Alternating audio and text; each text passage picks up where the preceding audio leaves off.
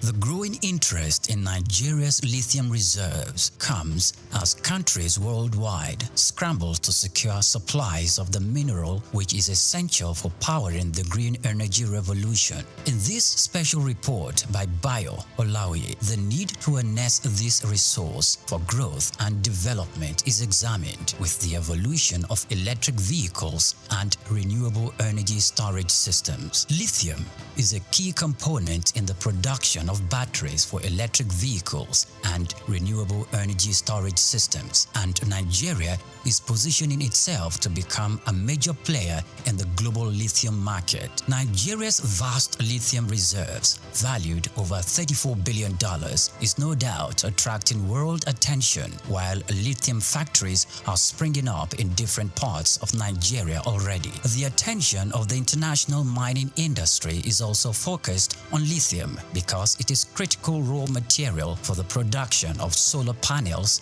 and electric vehicles. Analysts predict that global lithium market could grow robustly over the next decade, driven by the rapid adoption of electric vehicles and renewable energy technologies. Data from a global future market insight showed that the lithium mining industry has emerged as a cornerstone of the clean energy transition, driven by the skyrocketing demand for lithium-ion batteries. The surge in lithium demand demand is driven largely by the electric vehicles market, which accounted for over 70% of the global lithium consumption in 2024, according to an Iranian-based research firm. With countries such as the United States, China, and members of the European Union pushing for next zero emission by mid-century, lithium demand is expected to escalate further. The federal government, indeed, the Ministry of Solid Minerals Development, should intensify efforts geared at renewing and resuscitating the viable lithium industry in the country to its full potential. As Nigeria diversifies its economy into other sectors, the lithium industry offers hope and expectation that this sector would earn more revenue for the country. Nigeria should not just watch with folded arms, but must strive with the political will to develop and strengthen the country's vast lithium reserves.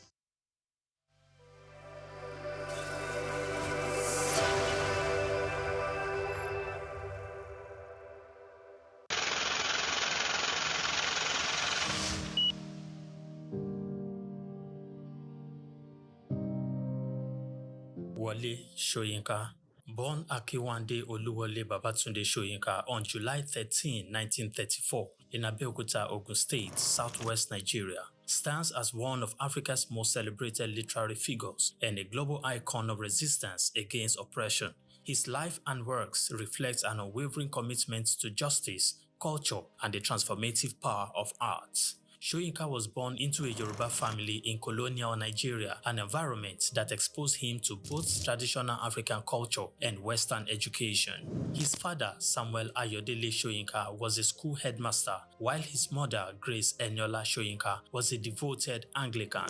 This blend of indigenous and colonial influences deeply shaped Soyinka's world. Soyinka attended Government College Ibadan and later proceeded to the University College Ibadan, where he studied English and literature. Soyinka completed his education at the University of Leeds in England, earning a degree in English and later a doctorate degree.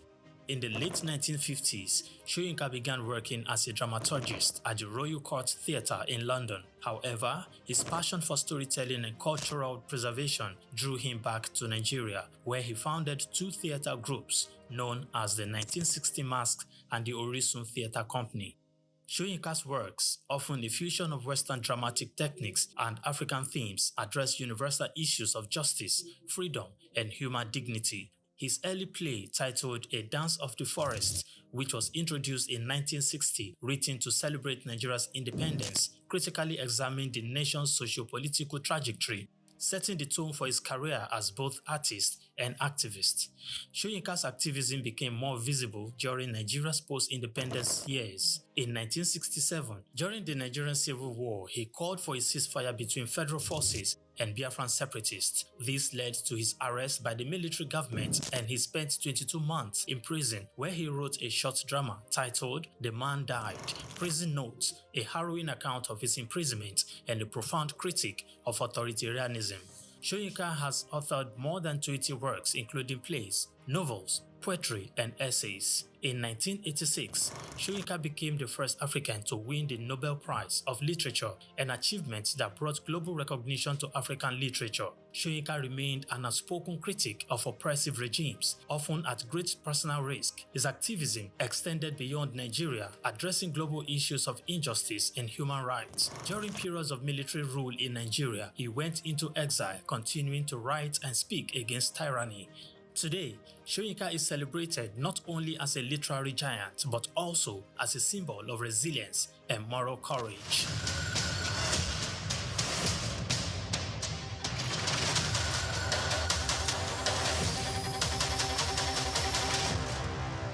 African languages can be the means of attaining true independence and decolonization. In fact, language is the vehicle with which culture is rightly or wrongly expressed. Culture is deeply implanted in the language of a people, but the slave trade has tarnished and demeaned the essence of our culture, language, arts, and values. African languages are catalysts for the consolidation of the African cultural heritage. Developing the various cultural heritage associated with these languages that are currently scattered around Africa is important. Less than 20% of African languages have written forms, thereby making their learning practically impossible. To redirect African languages from disuse and extinction, more enlightenment campaigns should be vigorously pursued by the various governments of Africa on the potentials and benefits of various cultural heritages in various indigenous languages. It is compulsory to promote teaching and learning of indigenous languages and replacement of foreign languages that currently serve as official languages. People gain the ability and authority to make informed decisions and implement change in their own lives and the lives of other people. It is a means of encouraging youth to do great things for themselves and also to make great impact on the people. The empowerment of youths in the 21st century in Africa ensures a lot of good for the continent in curbing poverty eradication. This is because youth empowerment can curb the rate of poverty to a large level. When a youth is equipped with essential skills, he or she can utilize them to feed or assist others and even invest for future use, aiding the nation economically. The creative industry economy or the cultural industries could be used to empower African youths in this century where everything had gone digital. These industries have a big role to play in the development of African youths of this generation. The empowerment of youths in Africa can therefore be achieved through training, loans and grants, equipment and productive environment, and tapping into culture and creative arts as tools. The new media can also be used to increase the popularity of Africa's creative economy. Social media has become a space of cross-pollinating cultural knowledge that sustained Africa in the past, hence providing a versatile space that has placed the contemporary African art forms at the center of transformative possibilities. Content creators should reproduce traditional cultural songs to reimagine alternative Africa different from the one shaped by colonial history and patriarchy. TikTok, for instance, has become a space mediating the visibility of marginalized voices within reproduced literary pieces. We must also not lose sight of the African Union Agenda 2063, which envisions an Africa with a strong cultural identity, common heritage, values and ethics, as well as integrated continent, but politically united, based on the ideals of Pan-Africanism and the vision of Africa's Renaissance.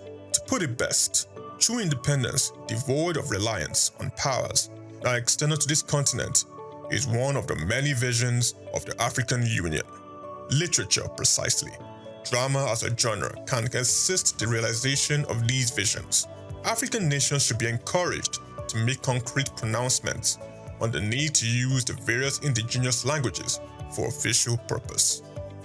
In addition, governments at the various levels in Africa should set aside funds that can be used for research purposes by educational and cultural institutions within the African continent.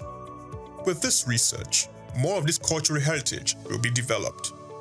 We should also shift attention to exploring the possibilities of utilizing creative and cultural industries as tools of African youth's empowerment in the 21st century. The choice of the youth is premised on the statistical fact that the youth form the bulk of Africa's active population, who disturbingly are largely unemployed and could be misdirected to participate in violent conflict. The youth can be aggregated as a period of human development which occurs between childhood and adulthood. Adopting the creative industry as empowerment, the onus is for policy implementation experts, non-governmental organizations, governmental agencies and regional and continental bodies to reference academic resources to policies that will frog-lift African cultural endowments to global reckoning. For a revival, and for the Africa we want on Agenda 2063 to be realized, relevant mental conditioning, taking responsibility of actions, the development of brilliant insights, and anchoring a psychology of winning are essential. Chike Okolo, reporting for Souq News.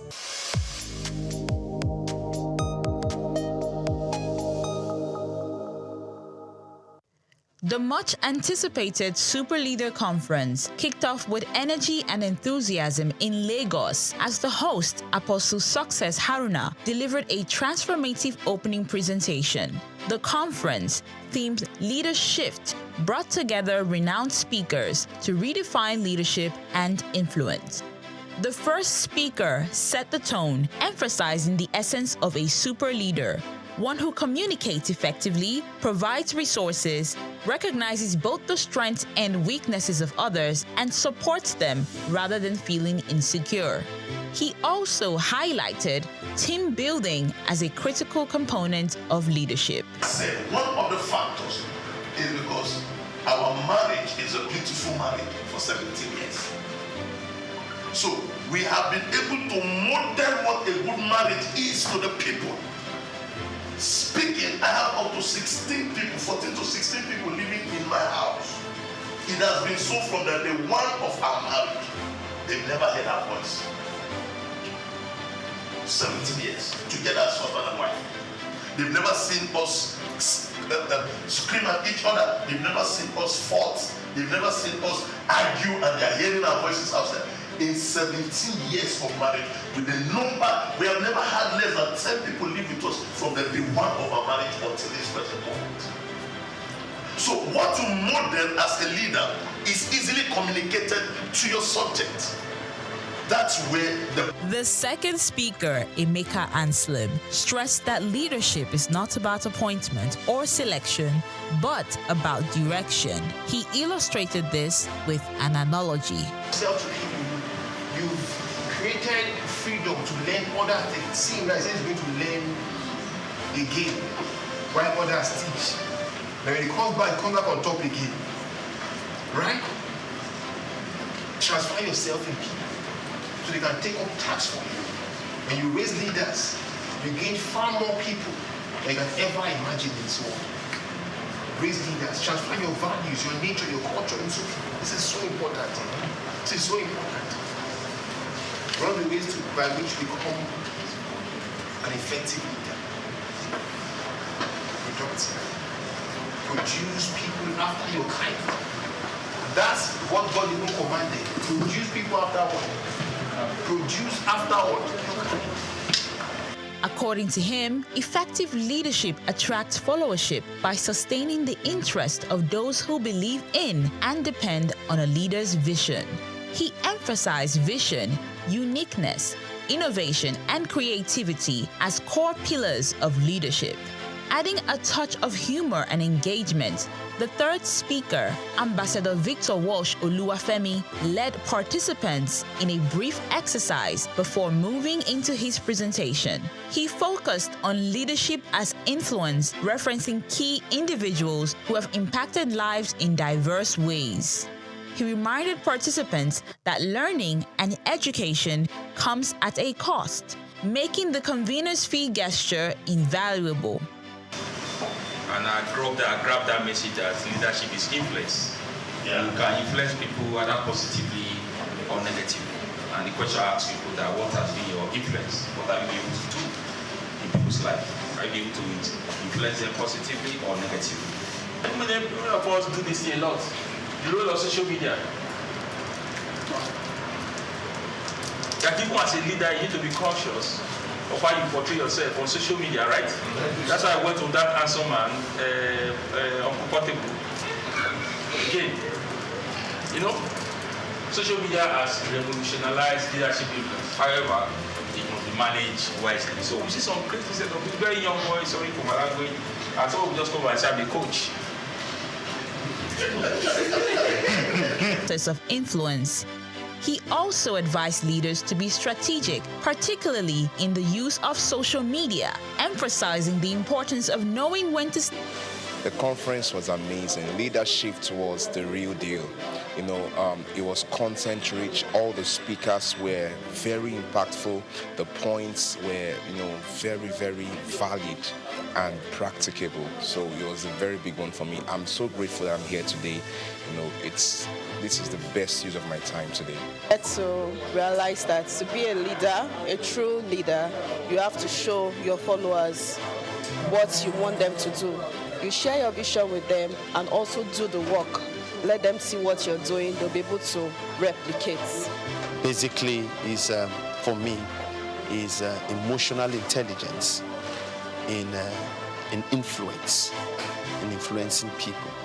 So it's so profound for me, and I'm taking that back into my space. The third speaker, he got to identify some types of leaders, and one of them was a transformational leader. That was really awesome. I'd like to be a transformational leader, one that leads and then leave a mark when I'm gone. Yes. And reassess. The conference wrapped up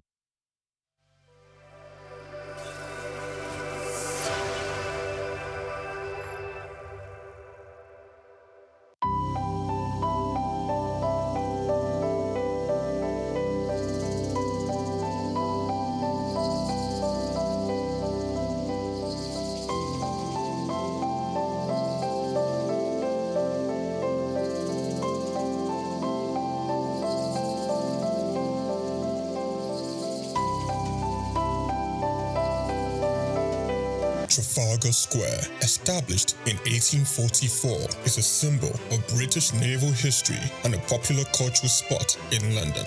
Named after the 1805 Battle of Trafalgar, it has been the site of celebrations, protests, and cultural events, representing the changing identity of the city. It houses several landmarks, like the Nelson Column, St. Martin in the Fields Church, and the National Gallery. The Nelson's Column, a tribute to a naval hero, is the main feature of Trafalgar Square. Standing 52 meters tall, completed in 1843, it honors Admiral Horatio Nelson's victory at Trafalgar. The column is topped with a statue of Nelson, and 4 bronze panels at its base show scenes from his battles. Surrounding it are 4 large bronze lions added in 1867, symbolizing British power. Iconic part of British culture, not just in its look, but this is very much the sort of centre of London. Whenever there's a celebration, a protest, it's a public space that's very important for a lot of not just people that live in London, but for the UK. It's a place where people would congregate. I remember being here all around the 2012 Olympics, but it was very much one of the centerpieces of British iconic culture. You used to be able to climb on the lions when I was younger, but you can't do anymore. So there you go. That's progress for you.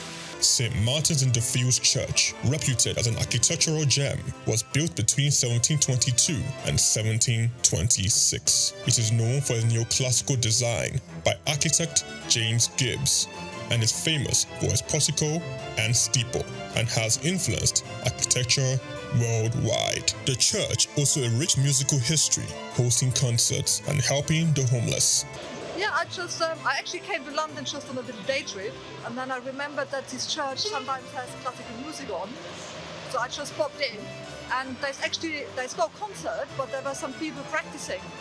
So there's a quartet of violins, and they made some lovely sort of practice for some classical concert. So I really enjoyed just sitting there for 10 minutes, listening to it. It's lovely. It's a really nice church, and it's nice that people don't do music much time. So we used to have a nice cafe as well.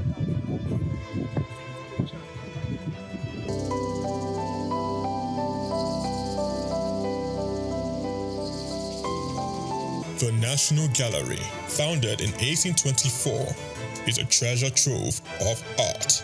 Located on the north side of Trafalgar Square. It houses over 2,300 artworks from the 13th to 20th century with free public access to masterpieces from major European artists. I'm not really sure. I haven't been through the museum yet, but I'm here for a Christian heritage tour to kind of learn more about the history of the Protestant Reformation in England and Christian history here in England through the paintings that are in the gallery. So that's what I'm here for today. Trafalgar Square blends Britain's naval history with modern art and culture. It remains an important public space, attracting millions of visitors each year to experience London's rich heritage and vibrant atmosphere. Chike Okolo, reporting for Souq News.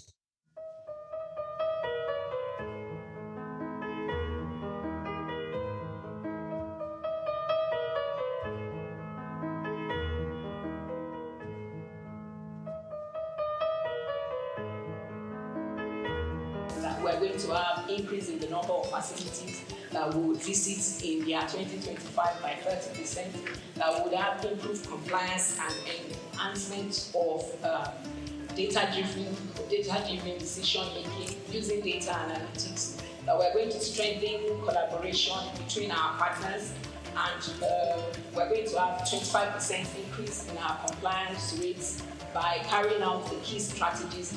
We want to expand our monitoring coverage. We want to enhance our digital infrastructure by integrating a secure online pathway.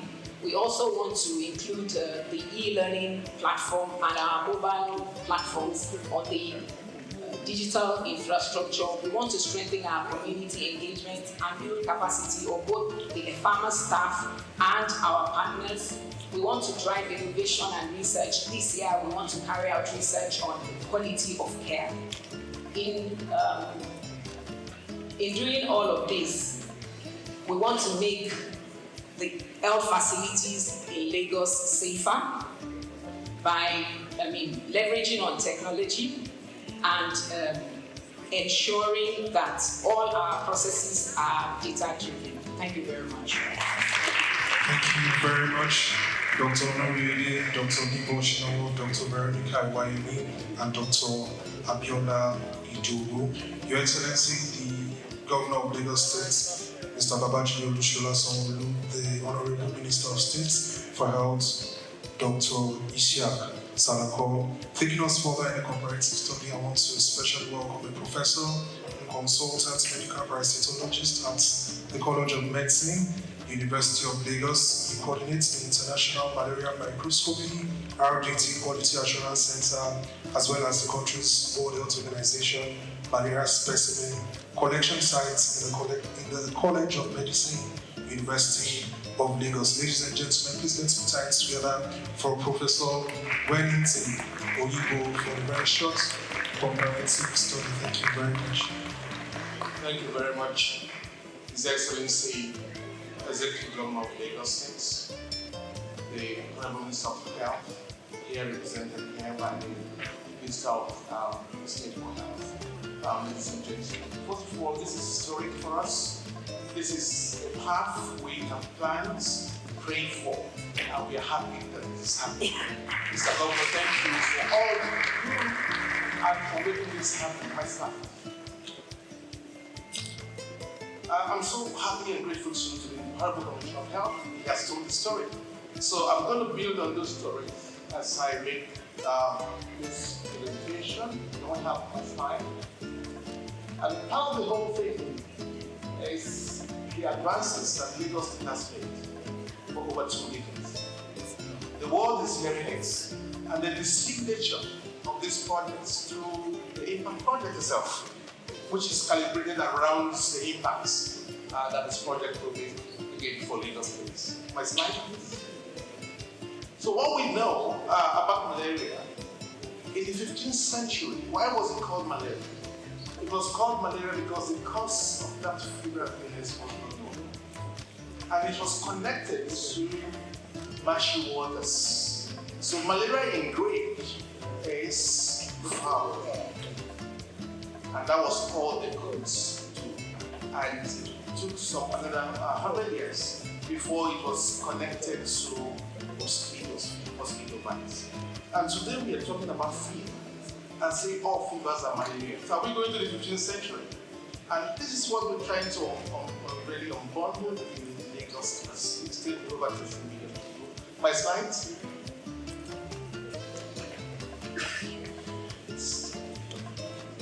So if fever is still malaria, we go back to the 15th century. And then, of course, for evidence base, meant that we will have to quickly provide the evidence. Can I have the slide up? Yes. So the horrible let me just pull it out from here.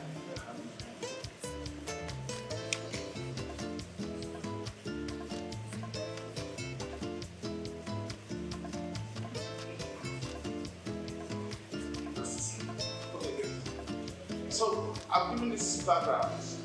Most health workers will not accept the test results when it's negative. And that's the challenge. Next slide, please. Okay, and if you don't have data, which we are talking about digitization, you cannot calibrate where you are. And so if you look at the entire program and the plan of digital projects, is to see that real-time data is available and that tests are done. And when the test is done, we can say quickly, cost-effectively, this is where we are. Because you can get the rely on routine data. The country do not have quality data, and that's the challenge. Next slide.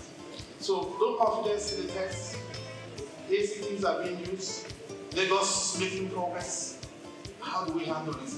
94 to 96% of the reporting for malaria in the DHIS that categorizes states and Nigeria comes from the primary healthcare center, and this from the public sector.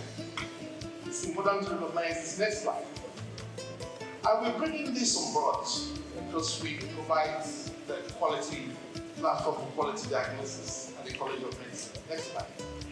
And we do all of this carefully to ensure that these tests are good to be used for humans. Next slide.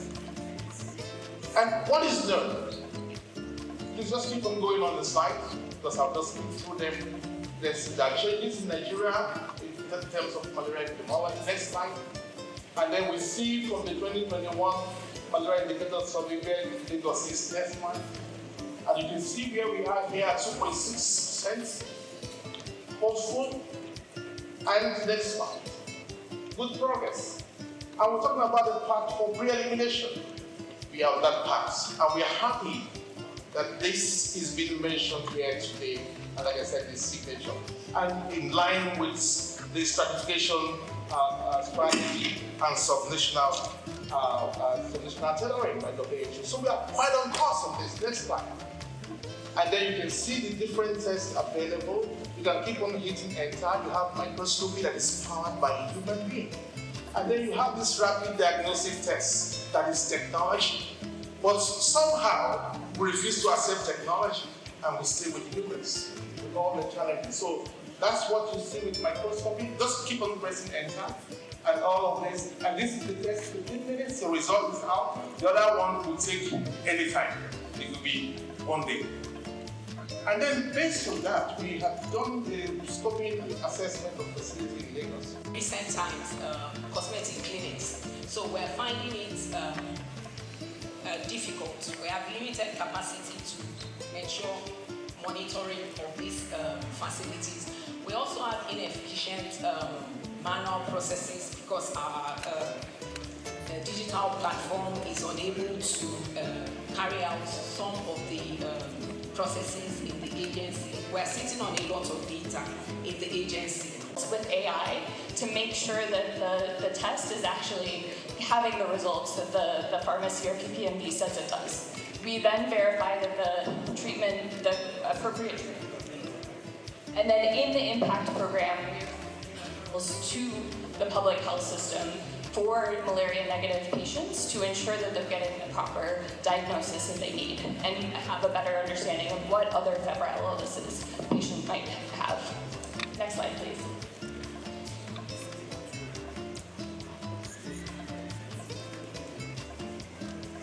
slide. Okay, so I'll just talk briefly about all of the other partners that are working on this as well.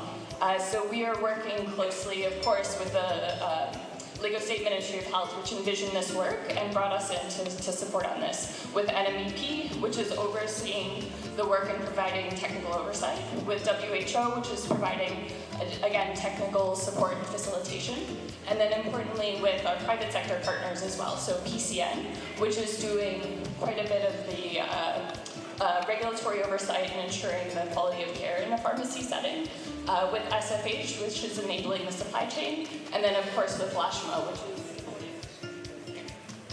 to go quickly into the final results on why this is improved quality of care. Oh, okay. Sorry about that. So the work is providing network expansion, innovative financing, integrated health systems, supply chain resilience, comparative research, and regulatory reform, leveraging all of these different partners that we've mentioned to ensure that patients are able to access quality care and that the data is being provided back to Lagos State to help improve regulatory support, policy, and other things. I've mentioned the partners that we have here already, but we're very grateful for all of the work that they are providing to ensure that there's quality of care in the private sector. And then finally, one final slide. To reinforce what Dr. Wellington said earlier, the work that is being done is also to be supporting with testing, understanding the difference between rapid tests and microscopy, to support on policy reform to ensure that rapid tests are always done before treatment for malaria in Lagos State. Thank you all so much, and we're very excited to be a part of this. Thank you very much, Dr. Jessica Venon, the CEO, MyShemeds. Ladies and gentlemen, taking us further, Dr. Nina Ogunlafo. Thank you very much. Thank you very much, sir. Your Excellency, sir.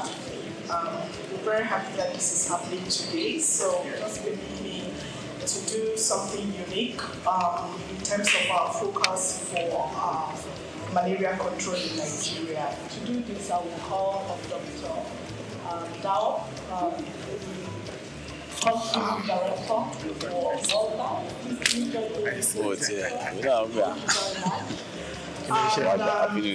We're going to have the Honorable Minister interested for malaria. Honorable Minister, please. Thank you very much. This is showcasing the main focus for malaria control in Nigeria, which we refer to as the 3 T's. Your Excellency, the first T stands for tests. We cannot overemphasize or we cannot underscore the importance of that. The second T, sir, is for treatment.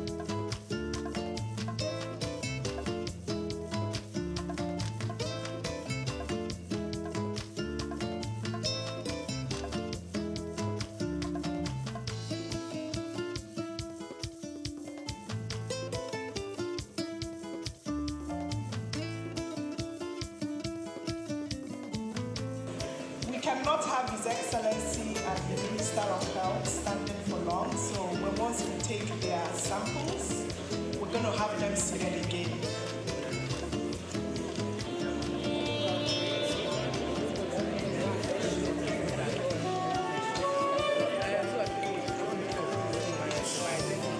So can I have Dr. Walter on stage to come and quality check what what is happening, sir, please. Thank you very much.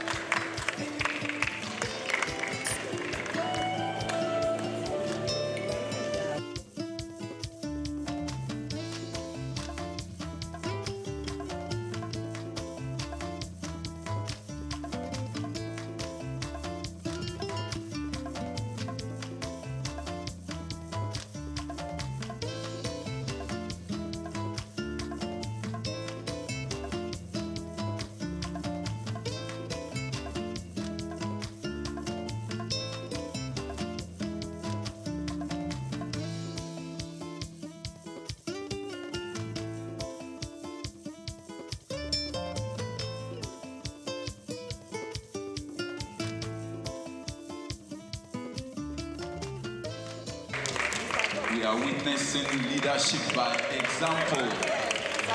Leadership by example by Mr. Governor, Mr. Babajide Olusola Sanwo-Olu, as well as the Honorable Minister of State for Health, Dr. Salako. Please, let's appreciate them. That is the way to go for every one of us all. Thank you very much, Your Excellencies. So again, this is the way to go for malaria control program in Nigeria.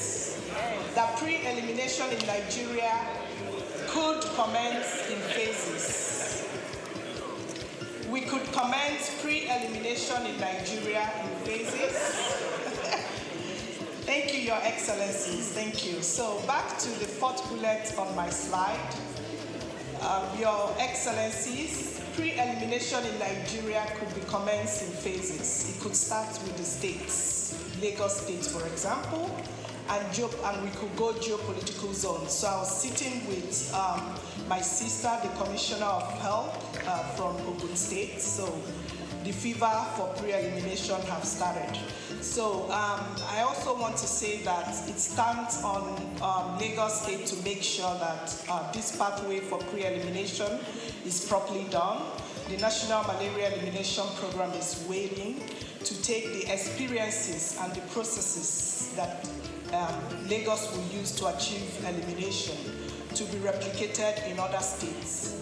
Your Excellencies, it's important to note that right now we have a couple of states under 10% prevalence in the country, and those states are Anambra, Kwara, and Rivers State. So what is happening in Lagos that has been flagged off today, it's like NMEP, it's poised to take what these processes and experiences are to states like that. Thank you very much. Thank you very much, Ma. Let's appreciate her. Thank you very much.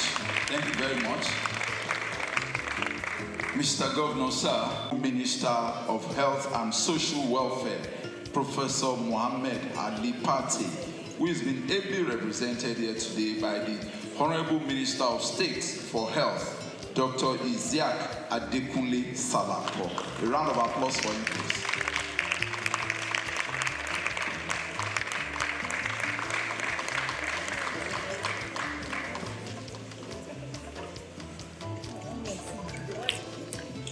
Your Excellency, the excellent Governor of the Center of Excellence, Mr. Babajide Olusola Sanwo-Olu. I must recognize my brother, who is the one who has summoned all of us here today, the Honorable Commissioner for Health for Lagos State. All members of the Lagos State Cabinet here present, our partners, WHO, World Bank, distinguished stakeholders in the health sector, gentlemen of the press. Because of time, let me say all protocols to be extended. We cannot give the governor for malaria alone. He has to attend to water, to road, to several other things. So I will shorten my speech, but I must say that today I'm wearing two caps. You may not see it physically. Standing in for myself, and also standing in for my brother, the Coordinating Minister for Health and Social Welfare, Professor Pate, who is unable to attend because of other assignments. I am most delighted to be at this auspicious occasion of the launch of the Pathway to Malaria Pre-Elimination and Digitization Program in the Center of Excellence, Lagos State, led by His Excellency the Governor, Mr. Babajide Sanwo-Olu.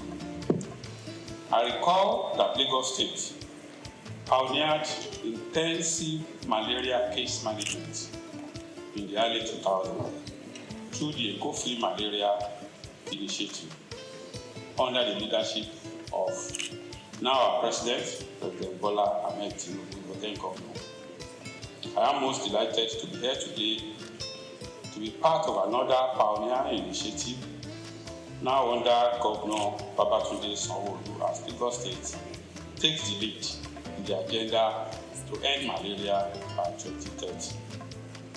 Your Excellency, the Federal Ministry of Health and Social Welfare is elated with this giant stride, which aims to improve malaria diagnosis, case management, and accurate tracking of cases through the integration of digital health solutions in the form of real-time electronic reporting systems, all targeted at further reduction in the burden of malaria and its eventual elimination from our land.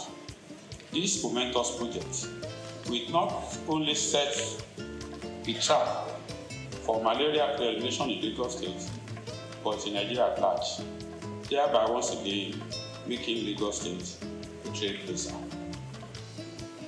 I want to emphasize that this project is in line with the renewable agenda of President Bola Ahmed Tinubu and the renewed vigor for the Federal Ministry of Health and Social Welfare on the Rethinking Malaria concept that was launched in April 2024 and is aimed at fast-tracking the malaria elimination goal through strategic shifts. We have continued to make progress in this regard, and the inauguration of the Advisory on Malaria Elimination in Nigeria, AMEN, the development of pragmatic costed plan of action, the expansion of primary healthcare facilities, training of frontline health workers, and the initiation of domestication of affordable medicine facilities for malaria to make malaria treatment more affordable are all testament to the progress we are making. Your Excellency, distinguished ladies and gentlemen, the Ministry is taking these steps in order to reverse the undesirable trend of being the highest burden malaria endemic country globally, accounting for 37% and 31% of cases and deaths respectively. I am confident that the Lagos State possesses the needed attributes that can help drive Nigeria to malaria elimination through such case-setting initiatives like this program. Furthermore, Lagos has been consistently the lowest malaria prevalence state in Nigeria, as evidenced from all the malaria indicator survey conducted in the country, with the most recent result in 2021 showing 2% prevalence, hence indicating a tendency of attaining pre-elimination when concerted and consolidated efforts are put in place. I wish to report that the challenge of let me use this opportunity to call on all stakeholders not to relent on their support towards this impactful intervention, which will contribute significantly to the drive at eliminating malaria from the world. Nigeria is ever committed to this drive and we will continue to toe the path of global best practices. I wish to assure all Nigerians and our partners that the change in the policy of the United States government with respect to global health funding will not adversely affect our malaria elimination programs and other public health initiatives, as President Bola Ahmed Tinubu GCFR has approved a robust mechanism to ensure adequate and cost-effective funding for our public health programs. I call on all state governments to join hands with the federal government to ensure that our country becomes self-sustaining in the funding of our public health programs. Before I end this address, let me commend once again and appreciate His Excellency, the Governor of Lagos State, Mr. Babajide Sanwo-Olu, and his health team, led by Professor Akin Abayomi, for initiating and executing this laudable innovative project. I wish to also sincerely appreciate all the partners, World Bank, WHO, all the implementers, especially for providing the needed human resources, technical support, and the funding for the implementation of this initiative. I wish all of us a successful launch of this impactful project as a springboard for the elimination of malaria from our country. Thank you, and God bless the federal government.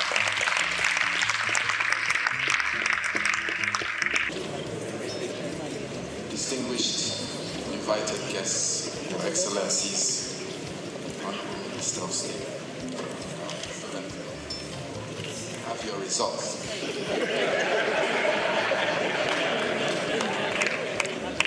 Pleased to say that the Honorable Minister of State, we will not be confining you in a bed in Lagos. Your result is negative.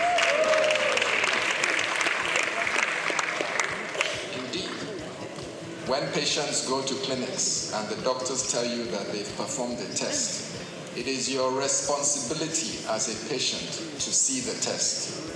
Please ask for the test and take a picture of it and have a record on your phone. My governor, the excellent Excellency of Lagos State, I'm pleased to tell you that you may continue with your duties. Congratulations, sir.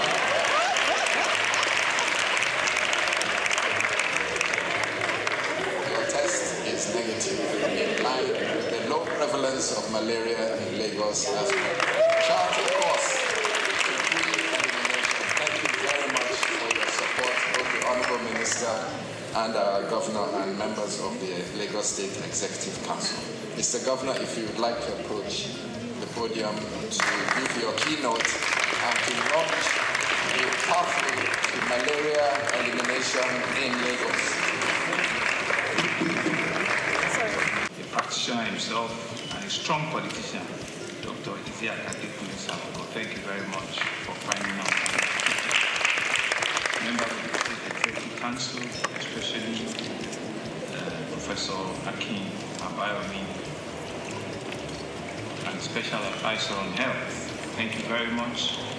Other cabinet members, all the permanent secretaries in the Health Ministry, and several of you that are here. Thank you very much for taking our time.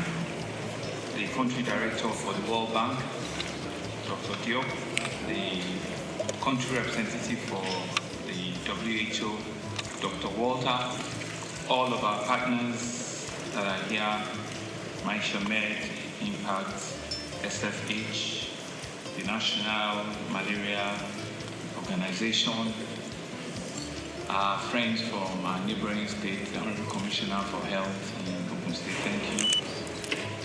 All of our health practitioners and stakeholders that are here, gentlemen of the press, ladies and gentlemen. When you are asked to come forward and conduct a test that you did not psych yourself for, what will happen is you quickly your brain will raise back and say, have I been feeling unwell? What is going to happen?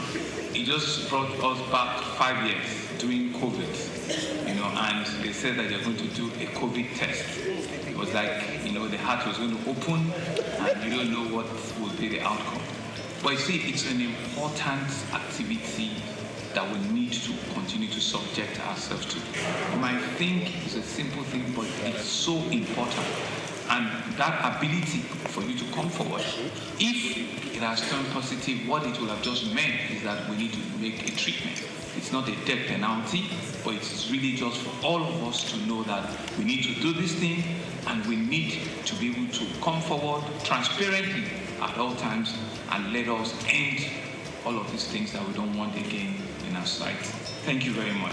And so it's an honor that I stand before all of you in this room are very strategic to launch the first in the country, another Lagos first, the pathway to malaria pre-elimination and digitalization program.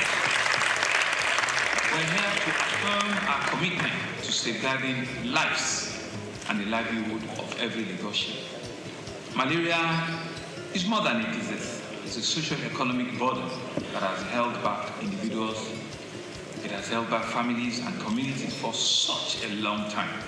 It robs off of our productivity, it drains us of our household incomes. And for many households in Lagos, especially those modest earners, malaria, the name it alone, brings shivers. It reduces their earning and reduces their ability to continue to earn more for their family. And so this financial strain often affects families and a lot of times causes heartbreaks and the rest of it. But we're here to put a stop or to even bring a voice to the step at which we want to eliminate that completely. It has affected school children from going to school. It has affected businesses. It has seen a whole lot of absenteeism and a lot of challenges in our society for several decades. But today, we have to change all of that narrative. The eradication of malaria is not just a good health news. It is indeed an economic imperative. It's a good news that all of us must beat our chest and be able to carry, if there's a pin, that we need to have, a pre-elimination, the campaign for it, we need to have it and we need to be able to dot it everywhere. We know from statistics how much malaria has cost our GDP, billions and billions of dollars. Imagine what Lagos could achieve with a lot of resources if we're able to eliminate all of this. We no longer have to choose between survival and opportunity. Imagine a Lagos where every child can attend school uninterrupted because of ill health, or an adult can contribute fully to the economy. And one thing that is instructive was the demonstration of the slide by Professor Campbell, and I saw others as well. I can see that Prof already has a side job in animation and cartooning. It's a job that he can conveniently retire into. And the narratives were very clear. But the message was very, very transparently done. And all of us, in one form or the other, are guilty of this. You feel unwell, you think you have a fever, the next thing is you are diagnosing yourself with malaria. Very easy. Just give me injection.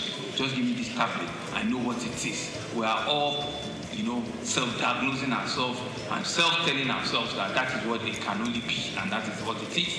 So just give us. But we can see that with knowledge and with communication, a lot of all of those things you can rewrite them. And so this program represents a hope rooted on innovation, collaboration, and determination by leveraging digital tools that will ensure that every malaria case is tracked in real time. This is digital. Long are those days when you need to take a whole full blood from your body to just do a simple malaria test. I was asking for my bottle of Martina because those days when they take your blood test, you must replenish it with a bottle of Martina. But you can see that with just a small pick, and in no time you can actually. That's what digital life, has done. And so it has helped us by strengthening partnership with the private sector. We will expand access for quality care. It will help communities to have the knowledge and resources. It will build a culture of preventing that leaves no one behind. And that's a message we need to come out of from here. All of us sitting in this room must immediately turn ourselves into an advocate, into a cheerleader to be able to carry this message forward, to be able to tell everybody that needs to know. Go into our communities, pass on this message that this pre-elimination launch program has started, and it's for all of us to see it, to buy into it, and to work with it. The benefit of eradicating malaria goes beyond just health. In malaria-free Lagos, and indeed in future, in malaria-free Nigeria, it's achievable in our time. And we've all put our minds to it, it's something that could be done. We believe that if we can eliminate it, it will increase productivity, it will improve educational outcomes from our children, it will reduce considerably our health costs. It would also enhance quality of life. I mean, all of these points speaks to a better livability standards, in all indices. And so this vision, though ambitious, I believe is achievable. It requires, therefore, all of us, government agencies, healthcare practitioners, healthcare providers, community leaders, development partners, and indeed all citizens to work together with an unwavering resolve. Success will not come overnight, but will be sustained effort and collaborative action. We will prevail. You saw the slides that Afama and the lady on malaria and the lady on immunization. You saw the statistics between January and February, what the run rate should be. Yes, we will say that, this is just March, but we need to be able to double those numbers. We need to push those numbers to be able to achieve the 2025 target.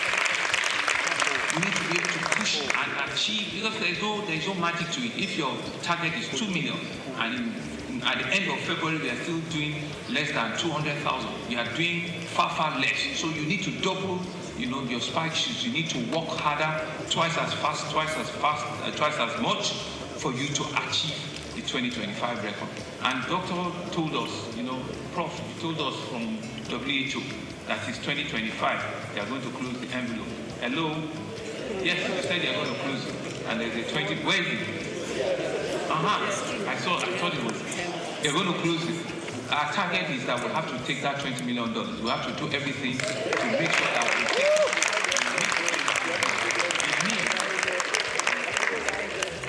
we'll meet the criteria very, very quickly. Because if it's something that we've all said we want to do, then everybody must be on the same page. I want to commend the farmer and all the ladies that came forward transparently to show us those data. And what we need to do is we don't need to wait in October before we now cry. We need to be able to track this thing on a month-on-month basis. So I want to thank all of you. I want to thank our partners, the World Health Organization, the World Bank, the National Malaria Elimination Program. Our community pharmacists are here. All of our pharmaceutical associations are here. Thank you very much. Our various private and public hospitals, and all of you that are here for your valuable support and making this initiative possible. Of course, permit me to thank in absentia our very hardworking Honorable Minister of Health and Social Welfare, Professor Mohammed Al-Pate. Our best regards and best wishes to him. We know all of the things that he has brought about in his tenure as the Honorable Minister of Health. We wish him well. We are also tracking and monitoring, all of his deliverables so that we can say at the end of the day, in your time, you did all of this. And to also thank the Honorable Minister of State for cooperating and operations with the Honorable Minister. We believe that if you do all of these things and you do them well, your time, your time in that ministry will be written in gold, and Nigerians will forever be grateful, because we know that you are pushing everything to ensure that we save over 1 million lives, and you're doing so many things, so many big health initiatives. I want to wish you well. To Dr. Diop, our country director for the World Bank, thank you for your invaluable support at all times, funding your technical assistance. We believe it will continue to catalyze our health initiative. To our country director on the Bill and Melinda Gates Foundation, Mr. Uche, whose organization's investment has been pivotal to malaria control. We say a big thank you. Dr. Walter, our WHO country representative, we believe that your expertise and your advocacy capacity has helped us to push this forward. Thank you very, very much. To all of our partners, Marshall, who I met last week, I did promise, I said I'll be here in person. And to all of our other partners, please, let's see this as a start to work. It's only when we achieve what we have said for ourselves that we have done the job. They don't pay people for attempts, they pay people for results. And it's the result that is important. It's the result that takes us to that final breaking point in which we all can say that, yes, we've done our best, we've contributed what we've needed, and we've seen the results. I believe that we have everything to make it work. We believe we have all it takes to eliminate malaria completely in Lagos State. I want to congratulate our own Ministry of Health, congratulating ourselves is telling you that you have a lot more to do, Prof, and all of you. But I will be watching, and I will do everything to continue to encourage you. And as a demonstration of that encouragement, I was whispering to Prof that I will also do something different. I will be promoting Dr. Idu as a permanent secretary.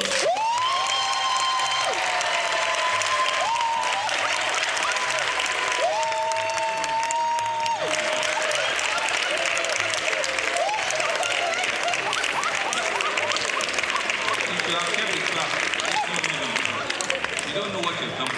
By clapping means that she's going to work twice as much.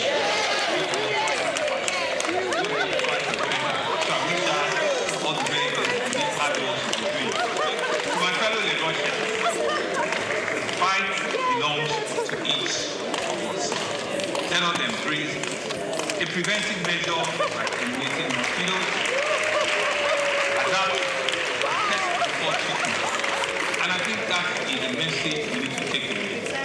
All of our pharmaceutical establishments ensure that we can pass this message. Test before treatment.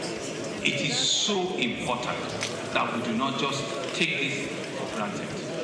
Let us ensure that we can take this advocacy into our communities, into our nooks and crannies, and show truly that once we have started this campaign in Lagos, we will go around every part of the city. We can rewrite the history of malaria in Lagos, and it is in our hand. It's all of us in this room that can help. I want to wish you all the very best, and I believe that when we work together, there's absolutely nothing that we cannot achieve together. Thank you very much.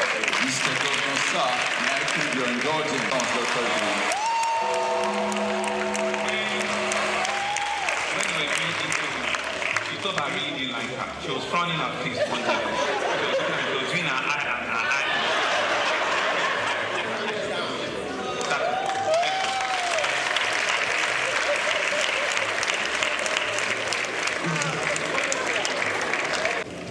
This pre-examination launch of malaria from Lagos State.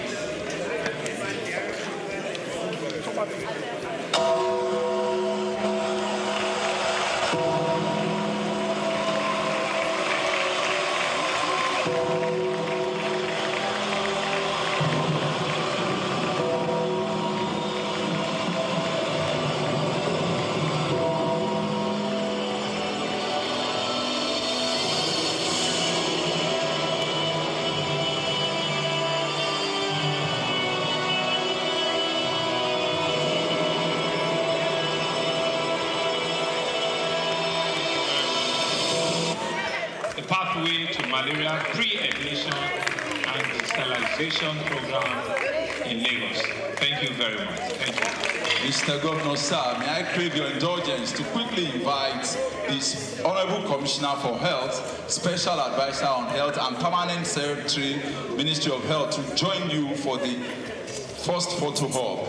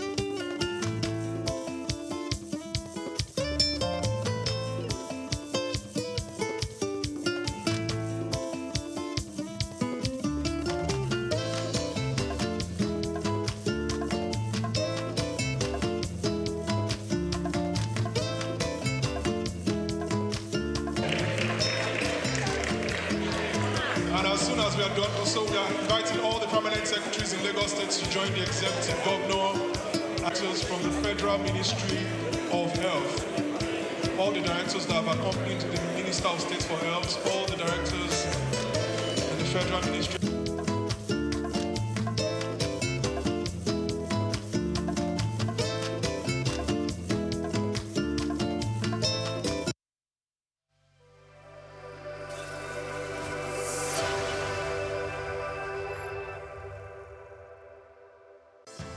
Nigeria, rich in traditional and cultural heritage, is intentional about promoting history and retaining cultural values. The country has succeeded in preserving its identities and that of the forefathers for ages through folklores, folk tales, traditional ceremonies, community-based initiatives, cuisine, and most notably, museums and cultural centers. These institutions serve as invaluable repositories of history, ensuring that future generations remain connected to their roots and appreciate the diverse cultural tapestry of the nation. In Nigeria, there are over 38 museums comprising national, state, and privately owned institutions scattered across the country. Each of these museums plays a crucial role in safeguarding Nigeria's vast historical wealth, with collections that reflect the uniqueness of different ethnic groups, traditional practices, and historical transitions over time. In Lagos, the National Museum, located at the center of the city in Onikon, claims a notable collection of Nigerian art, including pieces of statuary, carvings, archaeological and ethnographical exhibits, among others. Of particular significance is the terracotta human head, known as Jema head, dated between 900 and 200 BC, which is part of the renowned Nok culture.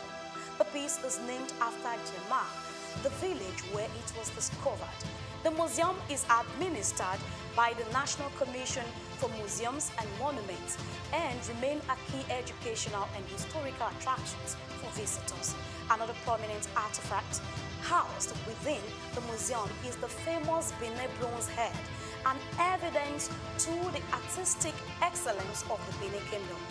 The museum has a lot of functions, some of which are to educate, to entertain, research, interpretation, conservation and preservation of our cultural heritage. And then the museum was established, Lagos Museum particularly, was established in 1957. It was formerly referred to as Department of Antiquities. So, well, the journey so far has been interesting because, we are here, to showcase our cultural heritage, not just to the country, but to the world. And we've had, we have series of, events that we do, that involve the community.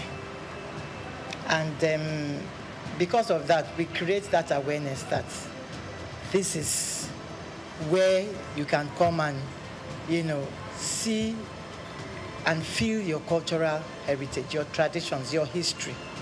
Because it is said that a people without a history is a people without identity. So the museum portrays this to the people. And over the years, that is what we've been doing. Through education, community participation, we have galleries, that we display some of our objects, our antiquities, that showcase our patrimony and all there is to know about our cultural inheritance. And so the museum, has been doing that over the years, and we still keep doing more. The Lagos National Museum was founded in July 1957 by English archaeologist Kenneth Murray, following the submission of architectural sketch in 1948 at a conference on museum policy in Nigeria.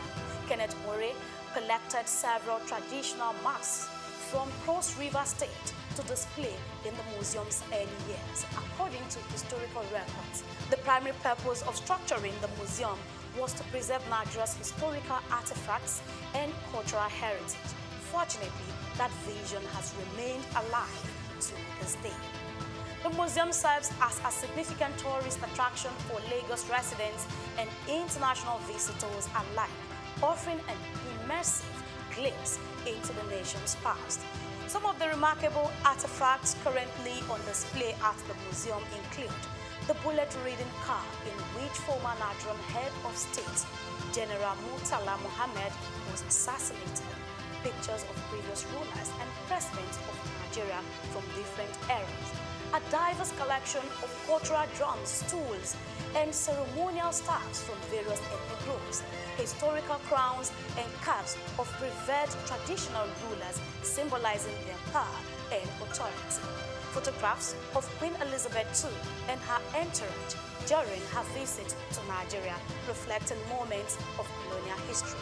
It's so immense. Museum is a reminder of what the society is all about, because a number of us are missing the link. We don't even know the role, the significance of the society we find ourselves because of foreign influence. But when you come to museum, it will bring your mind back to the original habitat, the way of life of people, how things should be seen in the society, and how we should react to phenomenal changes in our environment.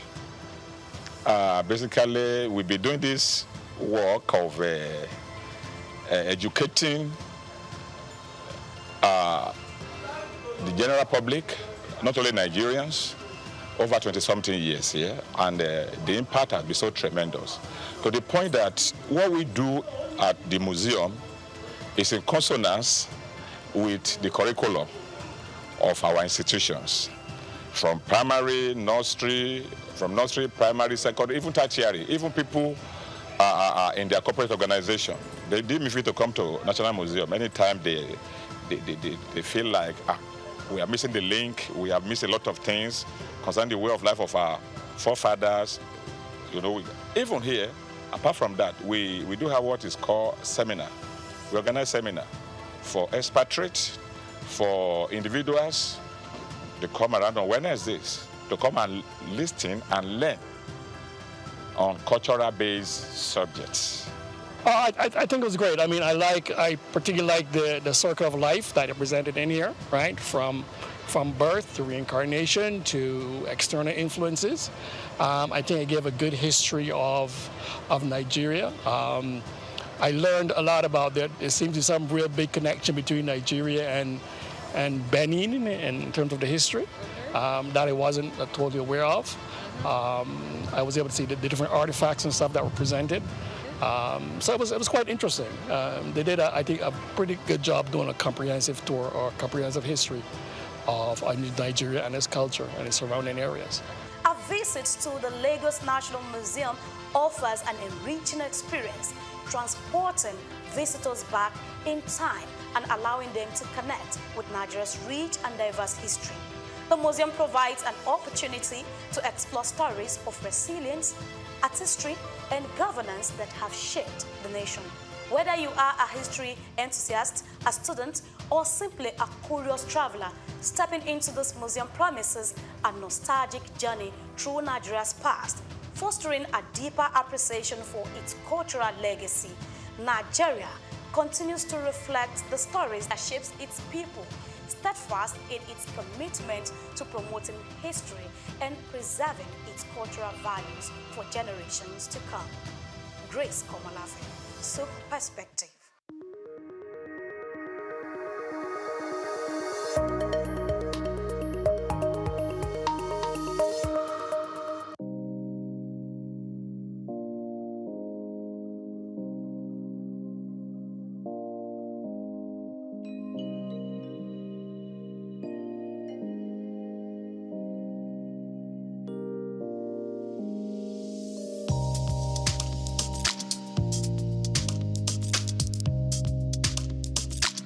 That we should relax and enjoy every bit of the program, the conference. We have a lot of things. We have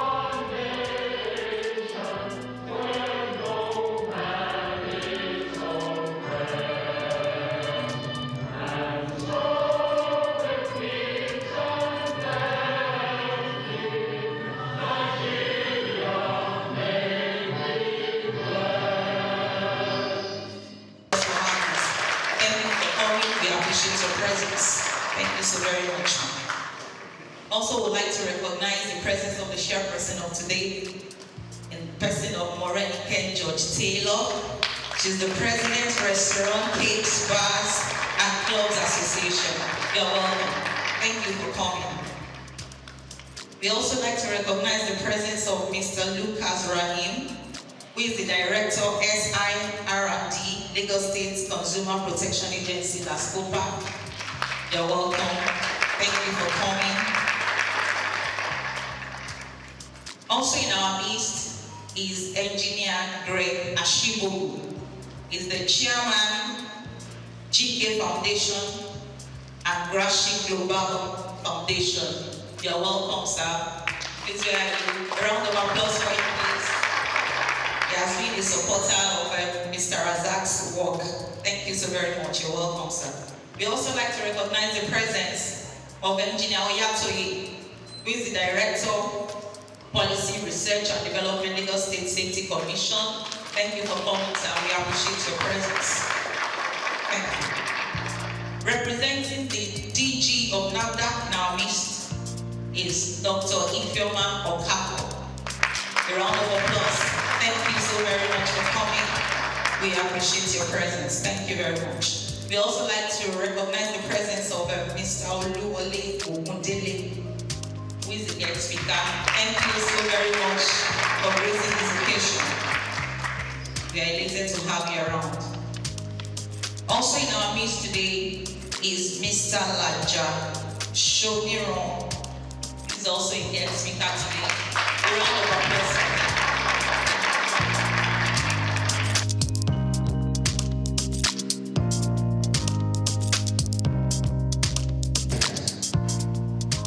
To be the one that convened this maiden edition of Restaurant Managers Conference, it is my utmost pleasure to welcome you all to this occasion.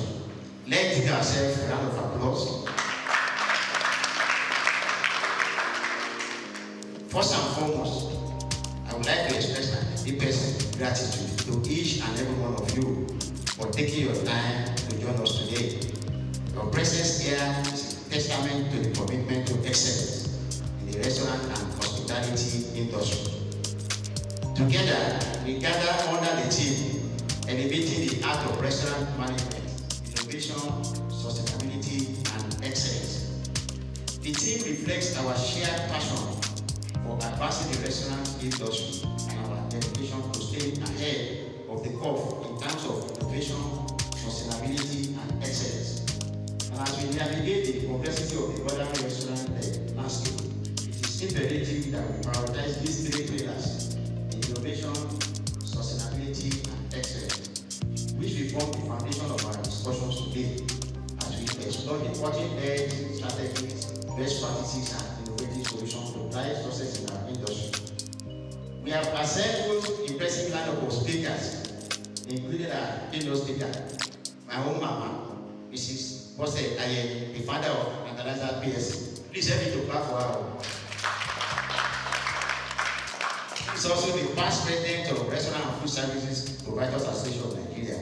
And another motivator, Ken George Taylor, the president of the Restaurant, Cafe, Bars and Clubs Association who is the chairperson of today's occasion, to guide through this conference proceeding.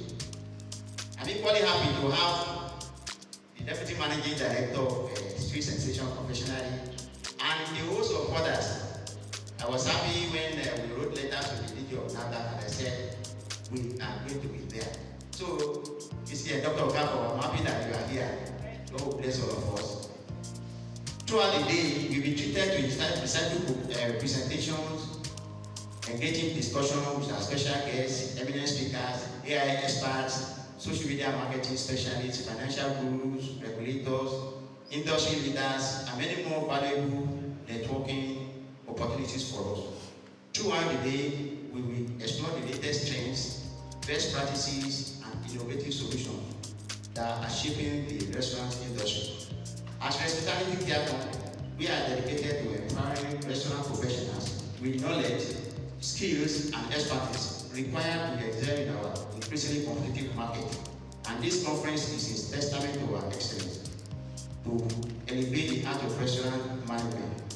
The conference is designed to provide a platform for restaurant managers, operators, and industry professionals to come together to inspire, educate, and empower you with the tools and insights necessary to excel in this dynamic and competitive industry. I would like to acknowledge the support of our sponsors, partners, and collaborators who have made this conference possible. Your contributions are invaluable, and we are grateful for your commitment to the growth and development of the restaurant industry.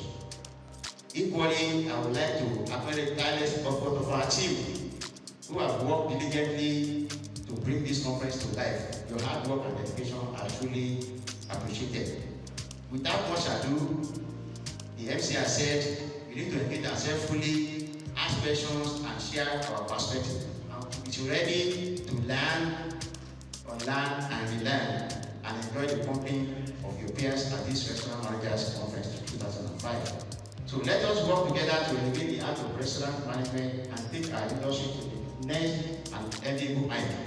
Once again, I want to appreciate you, and I know by the end of the day, we are not going to leave on getting good health. And at the end of the day, our return on investment is not going to be a waste of time. Thank you once again.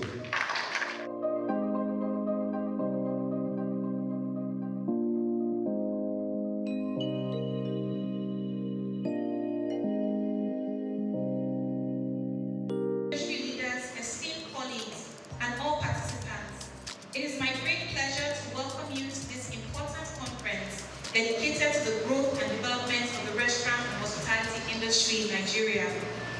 The restaurant and hospitality industry is a vital pillar of Nigeria's economy.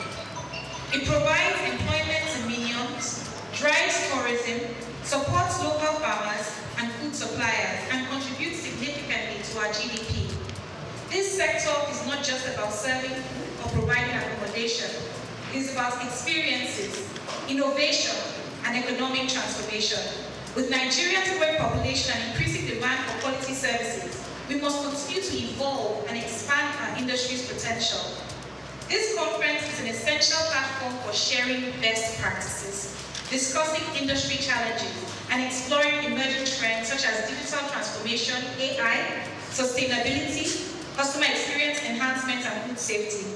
It is through collaboration and knowledge sharing that we can stay ahead in this competitive landscape and ensure our businesses thrive in an ever-changing world. The RCBC Association is dedicated to uniting industry players, advocating for policies that support business growth, and providing resources to help our members excel. By joining our association, participants have always had access to valuable networking opportunities, training programs, and strategic partnerships. That's one of the reasons we're excited to partner on this particular conference. With that in mind, I encourage every person here to actively participate in the discussions, share your insights, and take full advantage of this event. It is now my honor to declare this event officially open. Thank you.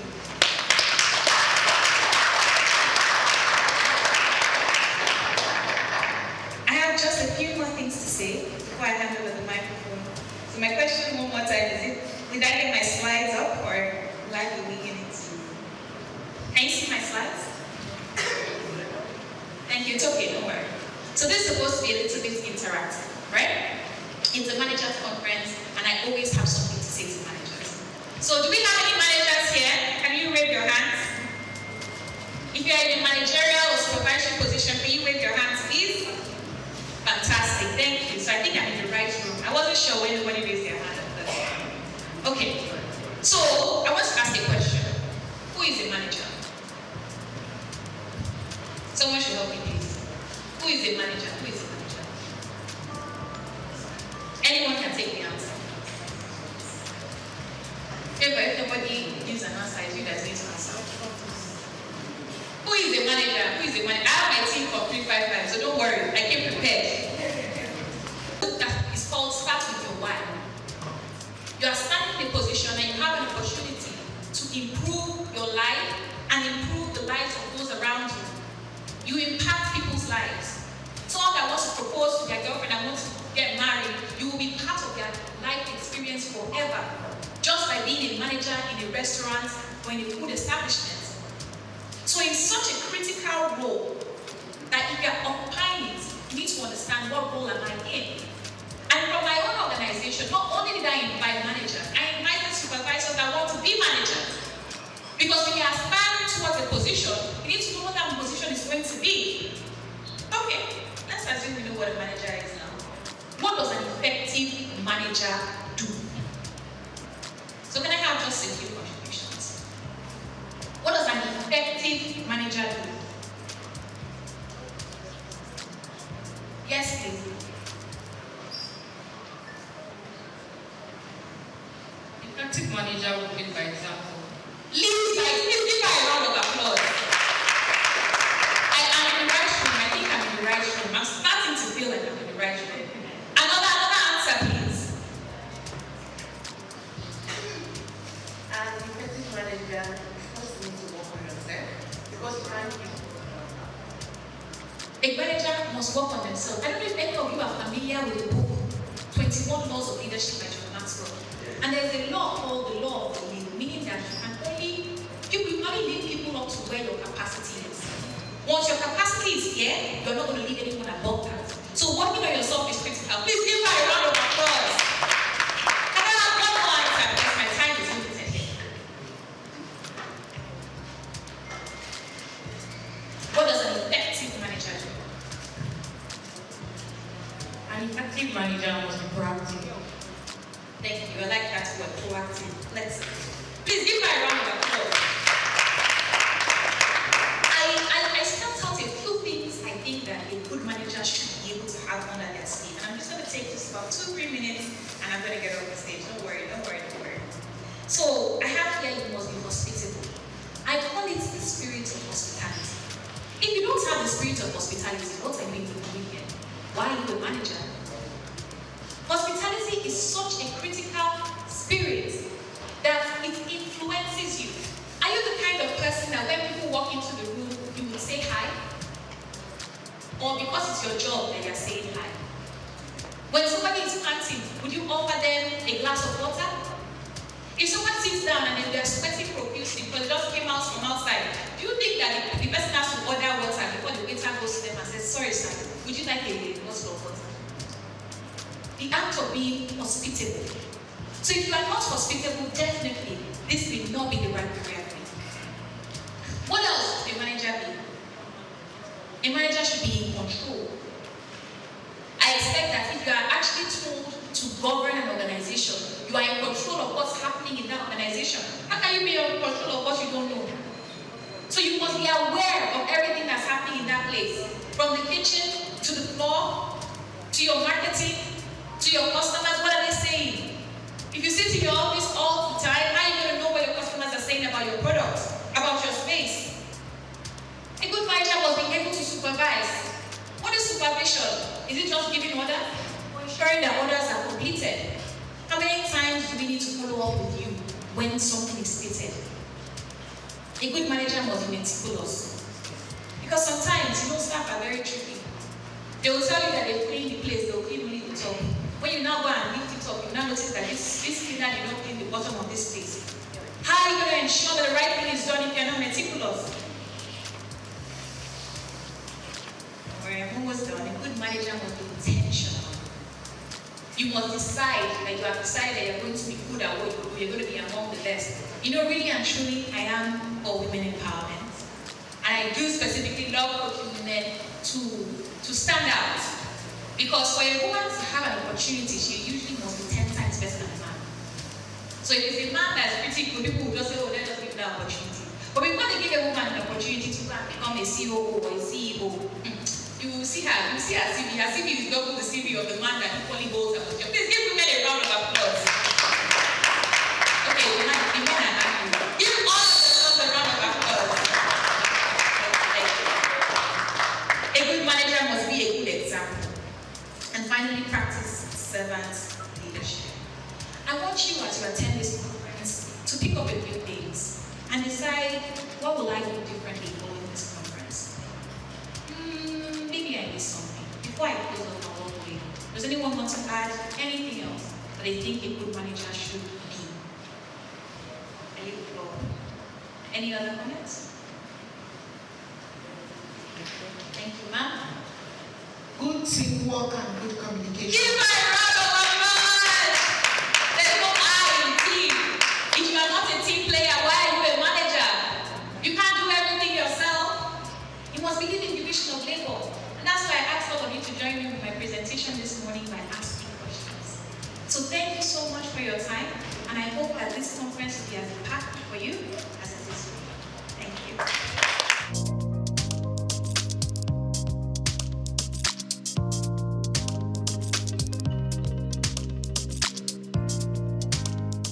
Audit, compliance, learning and development, and strategic business management. She currently serves as Deputy Managing Director and Executive Director at Sweet Sensation, a pioneering quick service restaurant QSR company in Nigeria. Ayo's career began at PwC, where she managed audit and compliance reviews for publicly listed companies in North America. She earned a reputation for driving change, optimizing processes, and building strong teams, rising to a global managerial role. Her ability to innovate and lead has been instrumental in Sweet Sensation's ongoing transformation. Under her leadership, the company has implemented strategic growth initiatives, enhanced internal accountability, and restructured internal processes to ensure business continuity and sustainability. Ayo's empowering leadership style emphasizes coaching, collaboration, and clear communication. Food evangelist, and I think he really is that. So let's please give him a round of applause. I know that there's a team of people who support him, who coach him, who help him, who partner with him. So I want to also take time to acknowledge and recognize them. Please give them a round of applause.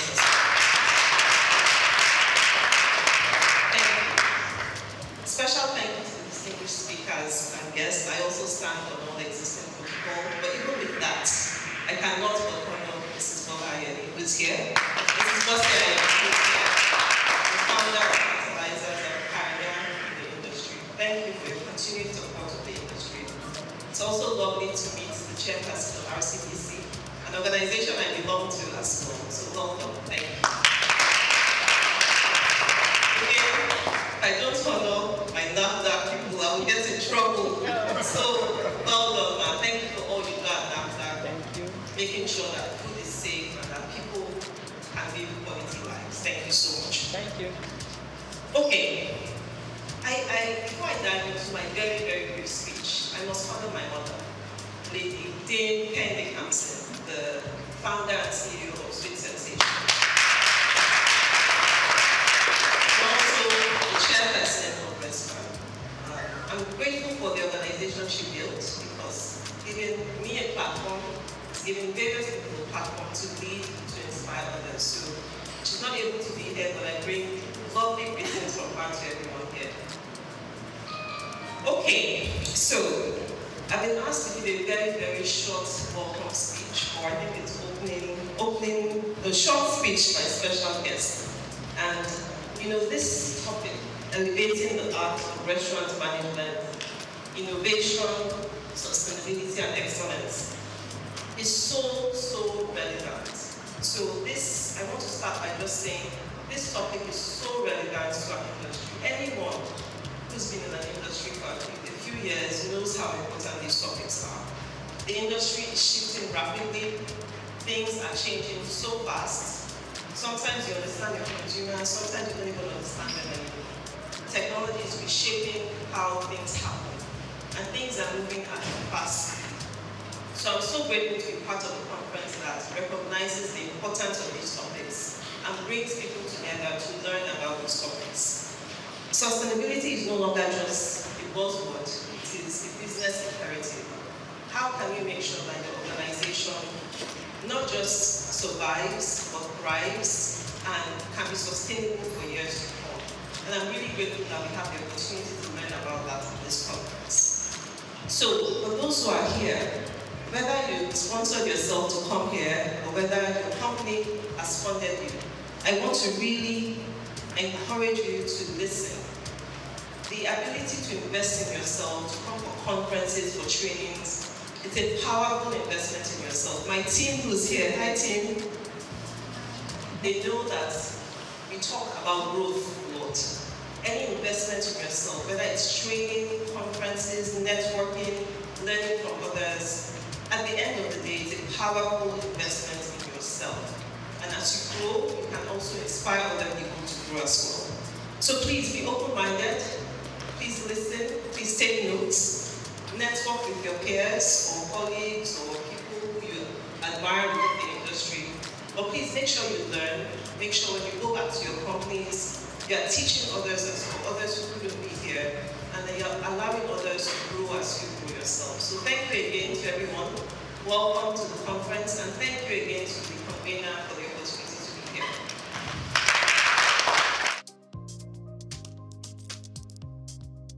Let's clap for you if it is not here. Which message from the Special Advisor to the President on Capacity Development.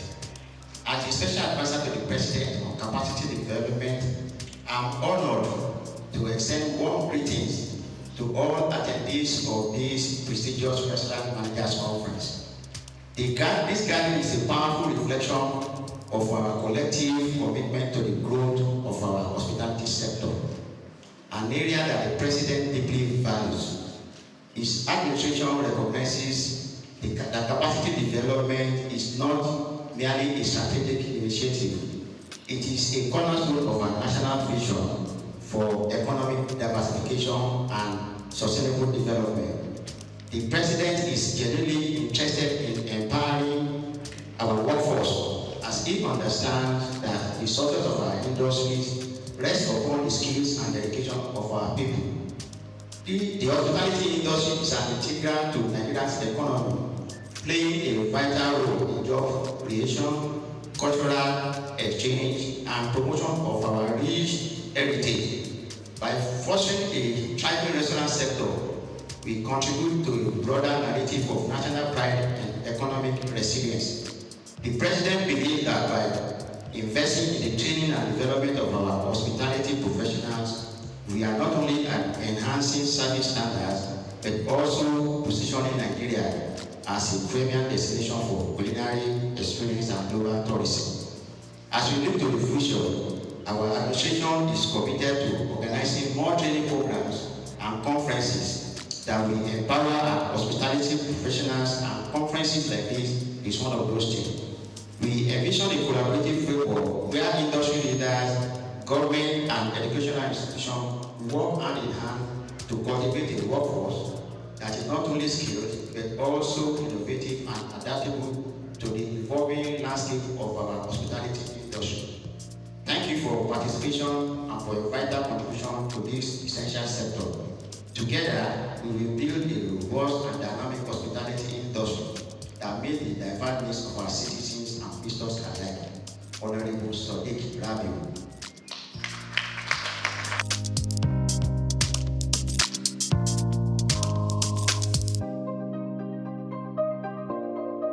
Good morning, ladies and gentlemen.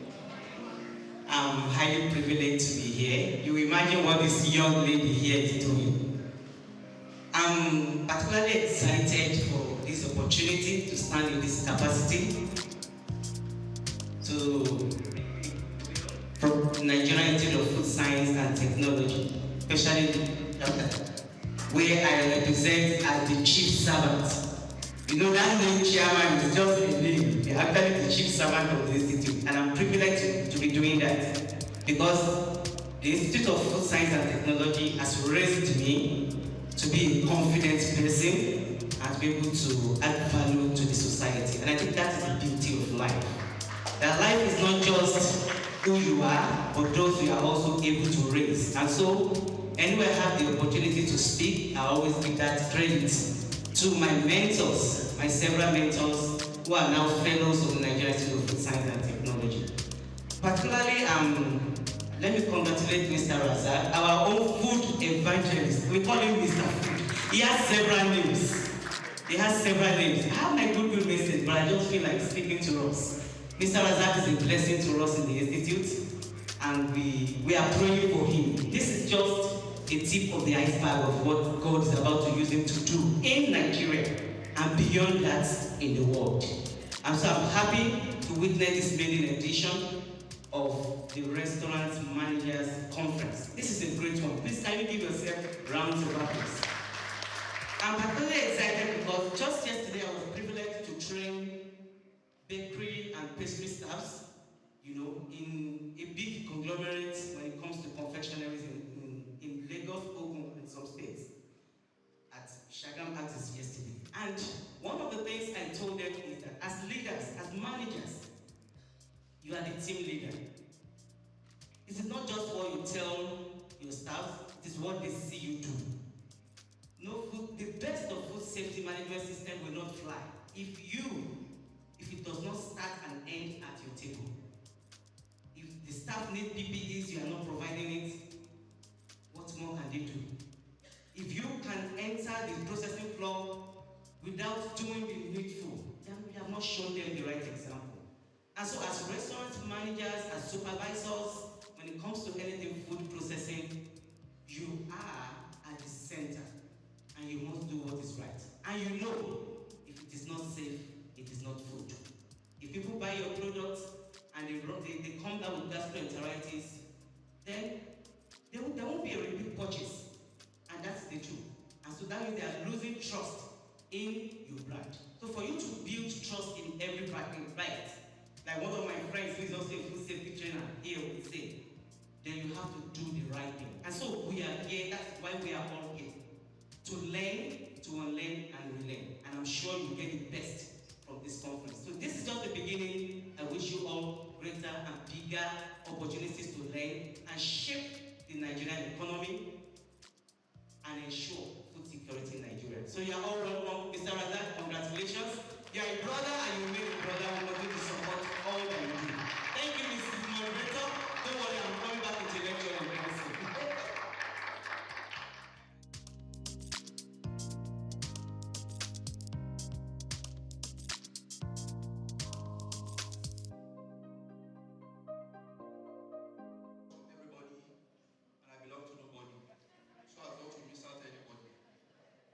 Protocols duly observed. Mr. Razak, we are here now.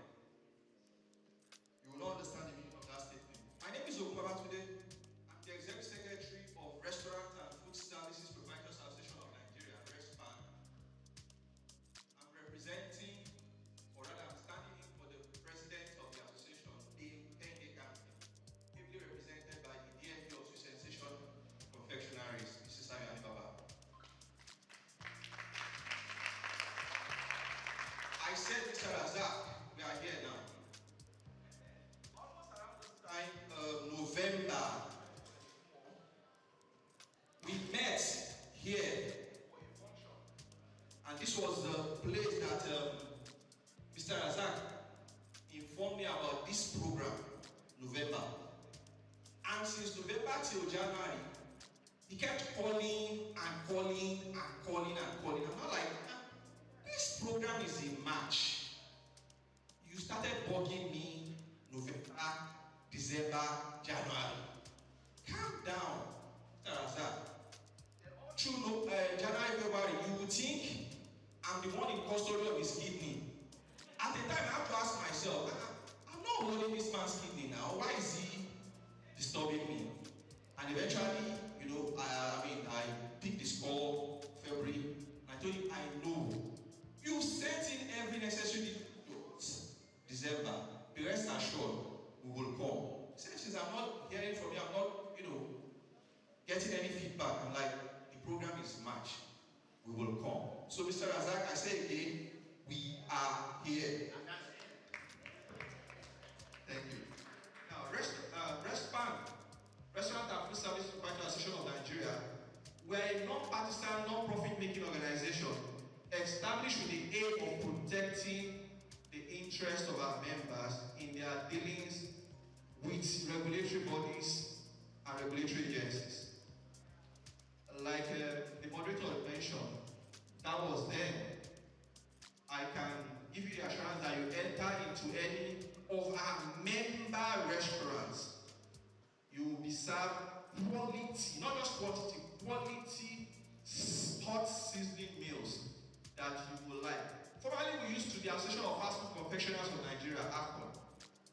And you know, we try getting more members. We approach the fine dining restaurant and they're like, no, you guys are Association of Fast Food Confectioners, and you know the mentality when it comes to fast food. They believe it's all about junk.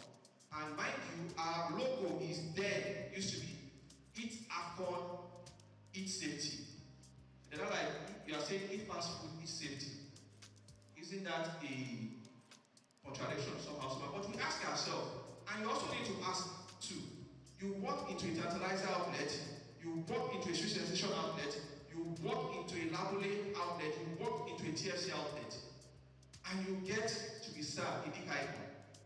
You have pottage, you have jollof rice, you have fried rice, you have a efori roll, you have pounded yam. Are these fast food? No. So that is the reason why we decided to change the name and reorientate that conception that we have regarding AFCON. We now became Restaurant and Fast Food Proprietary Association of Nigeria. And our motto still remains, eat respect, eat safety. You can be rest assured that any meal you are eating from our member outlet is safe and is okay. Elevating the art of restaurant management, innovation, sustainability, and excellence. I want to give you the utmost assurance that the keynote speaker for today is someone who is not just a person, but a voice when it comes to restaurant business in Nigeria. Quote me anywhere. When it comes to restaurant business in Nigeria, the person of Mrs. Bossa. She happens to be the restaurant sole representative, myself as well, with the Nigeria Economic Summit Group, whereby, you know, the foundation, the program, the roadmap for the new agenda regarding hospitality in Nigeria is being chartered, is being put together. And she was being given an award for her participation, her full involvement and participation in this program, delivered by the Honorable Minister for Tourism, Arts and Culture. So, like the MC said, and speaker before me said, please relax, unlearn, learn, relearn, because we are here for a whole lot of robust lecturing, teaching, and the rest. And every other guest speakers that are taking the sections today, you can be rest assured, yes, they are sound. Mr. Razak, count on us as an able and ready-made partners for this program going forward. Thank you. God bless you all.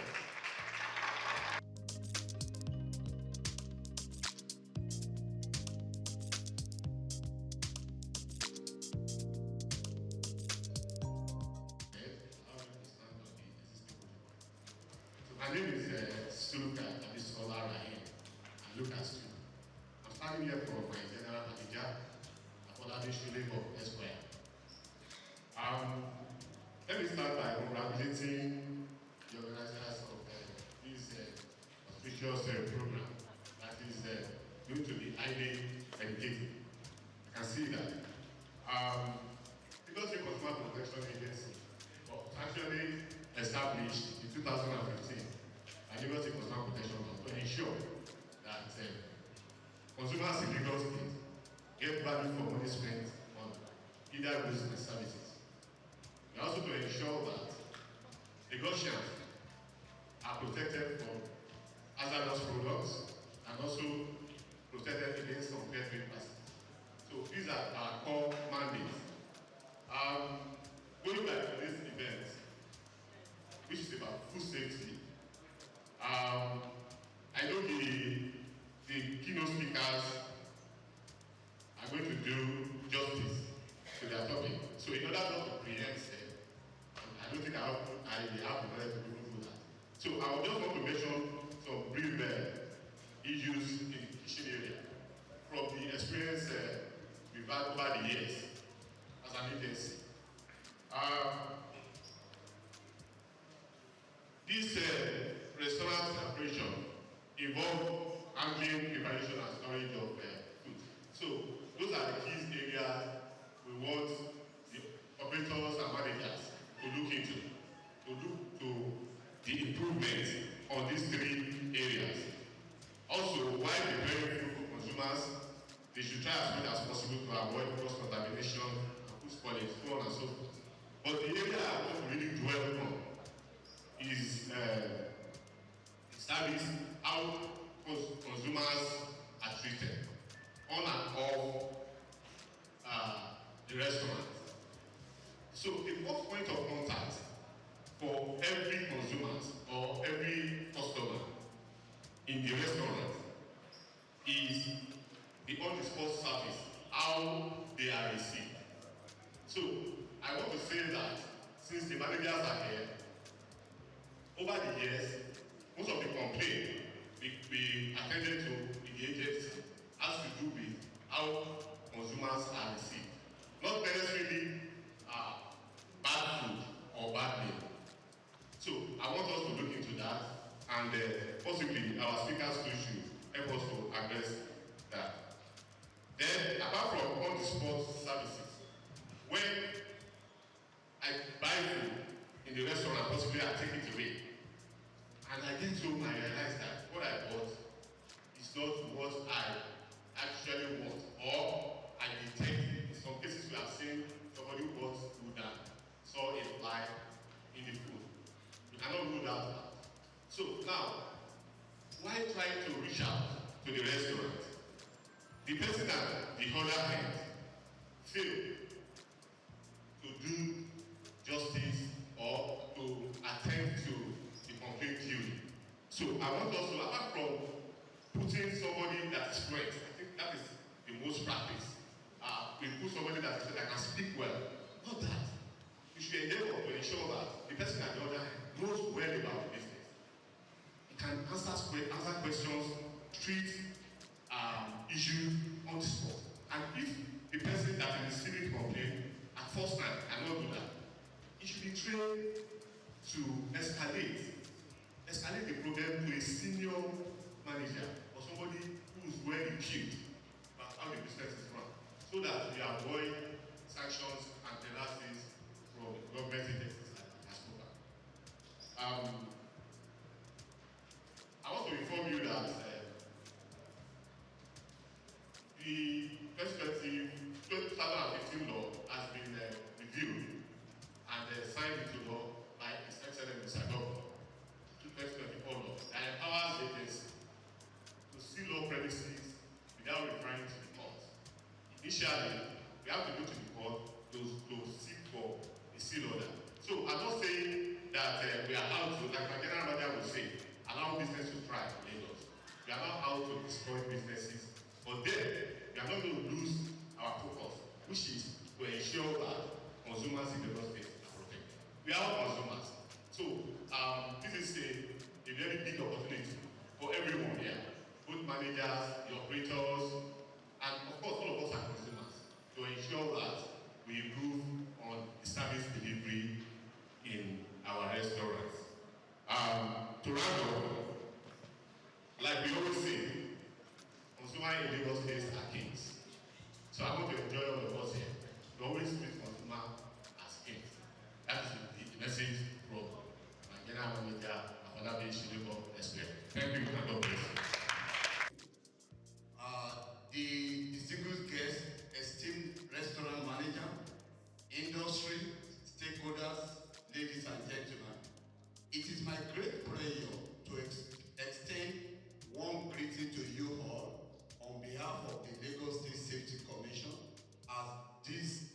prestigious gathering, the Restaurant Manager Conference. I commend the organizers for selecting such a crucial and forward-thinking team, elevating the heart of restaurant management, innovation, sustainability, and excellence. The hospitality industry, particularly the restaurant sector, plays a vital role in the economic and social fabric of Lagos State. As a hub of diverse culinary experiences and a key driver of tourism, restaurants are more than just places to eat. They are spaces of creativity, culture, and commerce. However, ensuring safety, sustainability, and operational excellence is paramount to their continued growth and success. At the Lagos State Safety Commission, our mission is to promote a safe, secure, and sustainable environment for businesses and residents alike. We recognize that innovation in restaurant management goes beyond culinary creativity. It also involves embracing modern practices and adhering to health regulations and implementing sustainable business models that protect both people and the environment. Sustainability in the restaurant industry is no longer an option, it is a necessity. From responsible waste management and energy efficiency to ethical sourcing and consumer well-being, sustainable practices contribute to business longevity and environmental preservation. I urge all restaurant managers to adopt best practices that align with global standards while enhancing customer experience and food safety. Excellence in restaurant management is achieved through continuous learning, strategic leadership, and a commitment to quality. As you deliberate on strategies to elevate your businesses, I encourage you to prioritize staff training, adopt digital innovation, and maintain compliance with regulatory standards to ensure the safety of both the employee and patrons. Lagos State remains committed to supporting businesses through policies that foster growth while ensuring public safety. Lagos State Safety Commission will continue to work collaboratively with stakeholders in the hospitality industry to uphold safety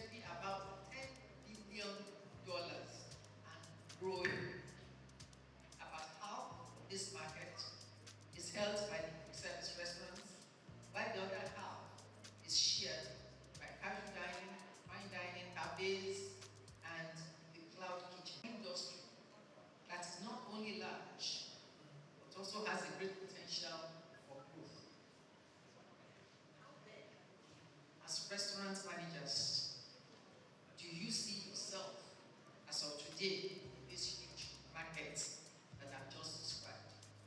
Do you see yourself as a tiny drop, like a pinpoint? Or do you see yourself as a significant player in this big industry? Wherever you think you are, one of the things that you should begin to think about from today is how can you increase your portion of this large market that I've just described. The restaurant industry itself has changed rapidly in the last 5 to 10 years. From the imposing brick and mortar structure days, where the idea of social entertainment was limited to visiting fast food restaurants, to today, where the customer would rather be in the comfort of his home and just get his food delivered. Pop-up stalls, food trucks, or sometimes you see them as food cars, are becoming a trend in urban and densely populated areas of our country. These are beginning to account for a good portion of the restaurant, of the revenue of this industry. How then do we ensure that as restaurant managers, we also get a significant portion of this growing pie? Our industry is not without its own share of challenges operating in an environment such as ours in Nigeria. These challenges, which cannot be underestimated, range from rising costs, multiple taxation from different tiers of government, poor infrastructure, strong and formidable competition, manpower skills shortage, and to changing consumer preferences. How do we